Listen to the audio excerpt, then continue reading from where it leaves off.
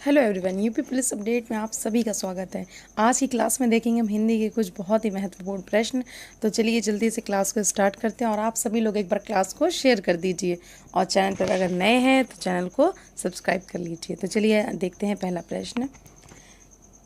अतियुक्ति शब्द में संधि है, ए दीर्घ, बी गुण, सी यड़ या फिर डी ऑप्शन है आदि। तो इसमें बताइए कौन सी संधि है जी। इसका राइट आंसर है ऑप्शन नंबर सी यड़। ठीक है, ये होगा अति, इसकी जो संधि विच्छेद होगा वो होगा अति धन उक्ति। ठीक है, चलिए अगला प्रश्न देखते हैं।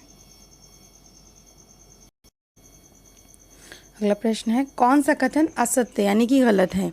ए ऑप्शन है अर्धशासकीय पत्र मित्रतापूर्ण भाषा में लिखा जाता है, बी है संबोधन के लिए प्रिय लिखा जाता है, या ऑप्शन नंबर सी स्वनिर्देश के लिए आपका सद्भावी लिखा जाता है, या फिर ऑप्शन नंबर डी इसमें भेजने वाला हस्ताक्षर करके पद का उल्लेख भी करता है। तो इसका बताइए इसमें से असत्य कथन कौन सा है।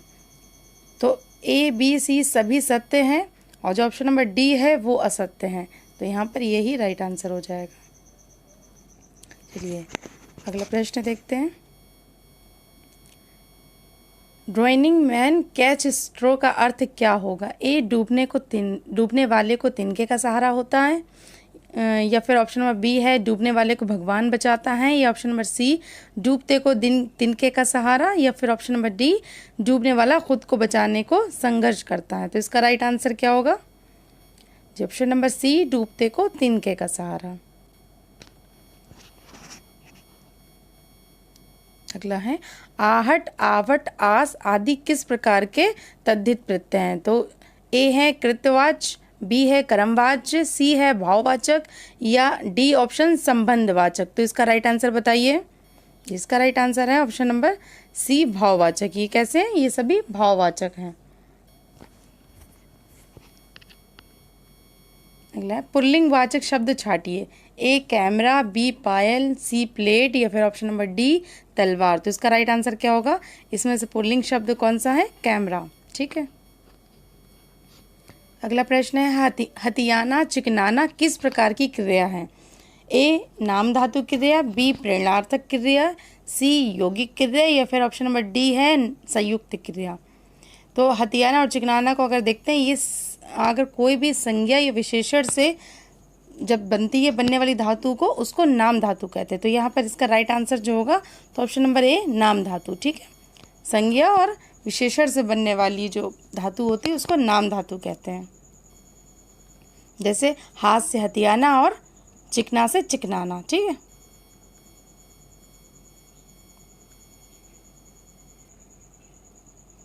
जो शब्द वाक्यांशों वाक्य तथा शब्दों को जोड़ते हैं उन्हें क्या कहते हैं। ए ऑप्शन है व्याधिकरण, बी है संबंधीकरण, सी ऑप्शन समानाधिकरण, या फिर ऑप्शन नंबर डी समुच्चय बोधक। तो इसका राइट आंसर क्या होगा। इसका राइट आंसर है ऑप्शन नंबर डी समुच्चय बोधक। जो शब्द वाक्यांशों वाक्य तथा शब्दों को जोड़ते हैं उन्हें समुच्चय बोधक कहते हैं। अगला है, उद्देश्य में कर्ता के साथ और क्या रहता है। ए ऑप्शन है कर्ता विस्तार, बी है कर्ता पूरक, सी कर्ता विधेय, या ऑप्शन नंबर डी विधेय पूरक। तो इसका राइट आंसर क्या होगा। जिसका राइट आंसर ऑप्शन नंबर ए कर्ता विस्तार। ठीक है, उद्देश्य में कर्ता के साथ हमेशा कर्ता विस्तार रहता है। नेक्स्ट है, भाववाचक छाटिए। दादाजी के द्वारा अनिल को डांटा गया, तोते से उड़ा नहीं गया, या ऑप्शन नंबर सी अशोक ने आइसक्रीम खाई, या ऑप्शन नंबर डी चोर पकड़ा गया। तो इसका राइट आंसर क्या होगा। ऑप्शन नंबर बी तोते से उड़ा नहीं गया। ठीक है, अगला है, लज्जा किस लेखक या लेखिका की कृति है। ऑप्शन नंबर ए है तस्लीमा नसरीन की, बी यशपाल की, सी ऑप्शन है कन्हैया लाल, या फिर डी ऑप्शन जैनेन्द्र कुमार। तो ये किसकी कृति है। इसका right answer option number A Taslima Nasreen. अगला प्रश्न देखते हैं, तेज गर्मी में चलने के कारण वो हो गया। तो इसमें सही विकल्प का चयन करिए। ए निश्चेतन, बी निर्जीव, सी ऑप्शन है मृत, या फिर डी ऑप्शन अचेतन। तो तेज़ गर्मी चलने के कारण वो क्या हो गया, अचेतन हो गया। तो डी ऑप्शन यहाँ पे राइट होगा। ठीक है, चलिए नेक्स्ट देखते हैं। कई दर्शकगण किस विशेषण का उदाहरण है? ए ऑप्शन निश्चित संख्यावाचक विशेषण, बी है अनिश्चित संख्यावाचक विशेषण, या फिर सी ऑप्शन निश्चित परिणामवाचक विशेषण, या फिर ऑप्शन नंबर डी अनिश्चित परिणामवाचक विशेषण। तो इसका राइट आंसर क्या होगा, कई दर्शकगण। ठीक है, तो ये ऑप्शन नंबर बी वाला यहाँ पे राइट होगा, अनिश्चित संख्यावाचक विशेषण। ठीक है, जिसकी कोई निश्चित संख्या ना हो ना, कई, कोई, ये सब अनिश्चित है, तो यहाँ पर ये अनिश्चित संख्यावाचक का विशेषण है। ठीक है, नेक्स्ट देखते हैं। कदाचित शाम तक वो वापस आ जाए, इस वाक्य में प्रयुक्त काल को पहचाने। ठीक, ए है सामान्य भविष्य, बी संदिग्ध वर्तमान, ऑप्शन नंबर सी है संदिग्ध भूतकाल, या ऑप्शन नंबर डी संभाव्य भविष्य। तो भविष्य में आने की बात कही जा रही है ना, कदाचित शाम तक वो वापस आ जाए, तो यहाँ पर लास्ट वाला ऑप्शन नंबर डी जो है ना, ये राइट है। ठीक है,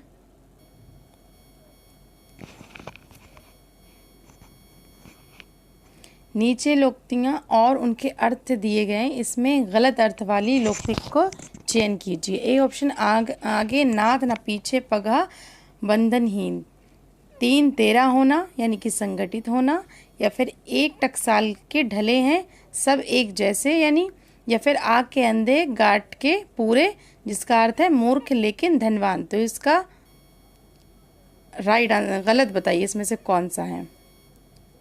ये गलत अर्थ वाली इसमें से आपको पहचानना है, तो इसका राइट आंसर बताइए।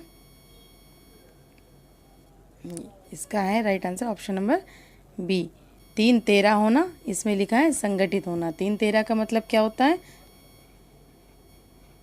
जी, 3 तेरा का मतलब होता है अस्त व्यस्त होना। ठीक है, अलग अलग होना, 3 तेरा होना।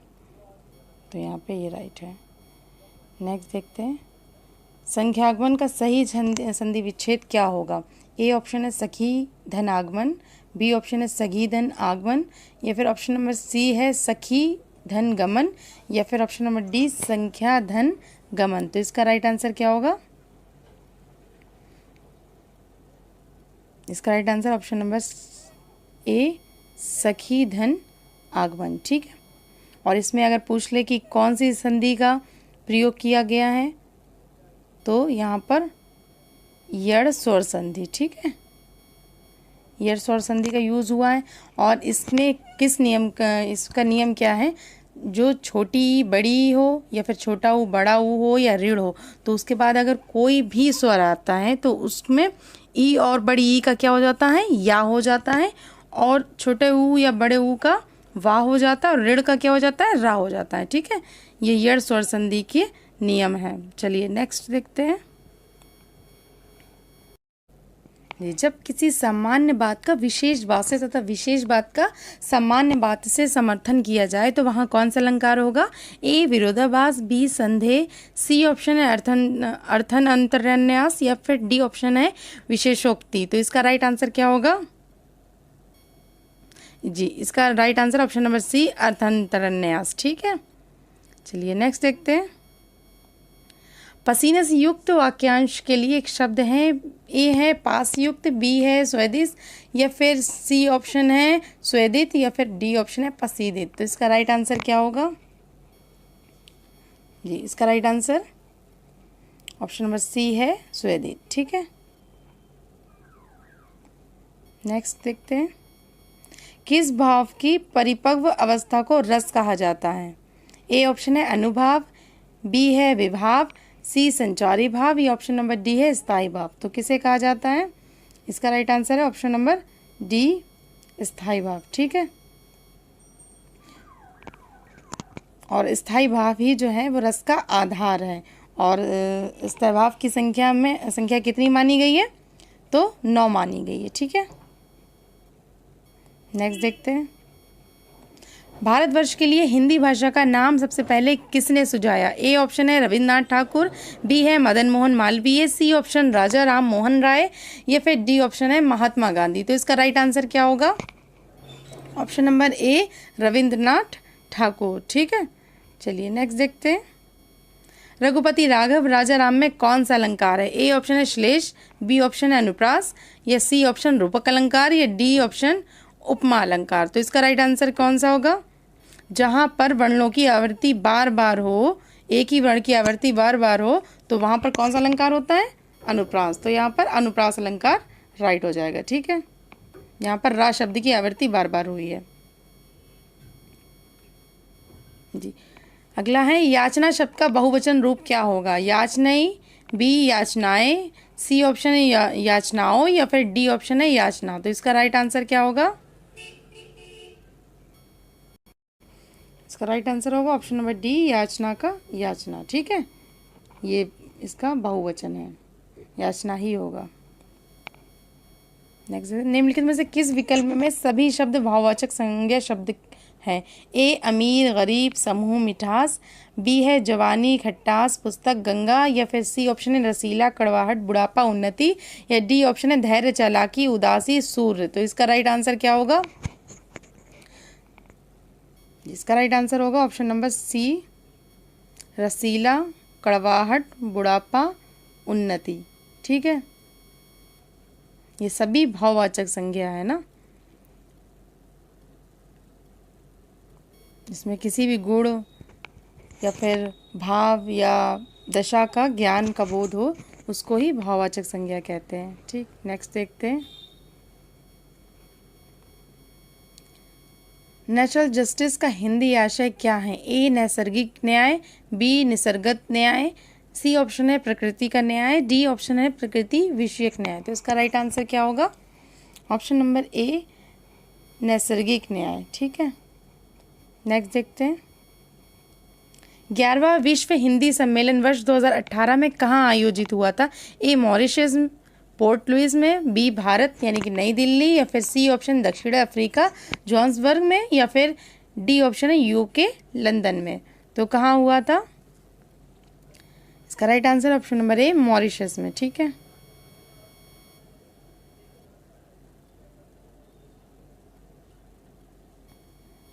नेक्स्ट देखते हैं।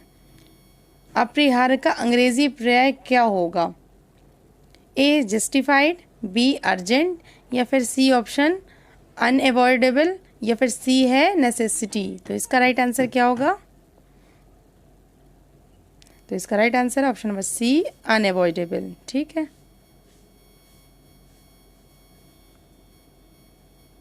सोशल मीडिया का नकारात्मक प्रभाव कौन सा है? दंगों में इजाफा, आतंकी गतिविधियों में बढ़ोतरी, या फिर नैतिकता का पतन, या उपरोक्त सभी। तो इसका राइट आंसर क्या है? उपरोक्त सभी। ठीक है, ये सभी नकारात्मक प्रभाव हैं इसके। नेक्स्ट है, भारतीय रिजर्व बैंक द्वारा अभी तक कितने मूल्य वर्ग के नोट जारी नहीं किए गए? 500 रुपये के, 1000 के, 10,000 के, या फिर 20,000 के। इसका राइट आंसर क्या है जी? ऑप्शन नंबर डी राइट होगा यहाँ पर, 20,000 के। ठीक है, नेक्स्ट देखते हैं। वर्ष 2015 में भारत और किस देश के मध्य भूमि समझौता संपन्न हुआ? A Myanmar, B Afghanistan, C option है पाकिस्तान, या फिर डी ऑप्शन है बांग्लादेश। इसका राइट आंसर बताइए जी। इसका right answer option number D, Bangladesh. ठीक है, इनके बीच जो है ना 2015 में भारत और बांग्लादेश के मध्य जो है भूमि समझौता संपन्न हुआ था। हमारी क्लास यहीं पर कंप्लीट होती है, और अगर हमारी क्लास आपको अच्छी लगी हो तो आप उसको लाइक करें, शेयर करें और सब्सक्राइब करें हमारे चैनल को।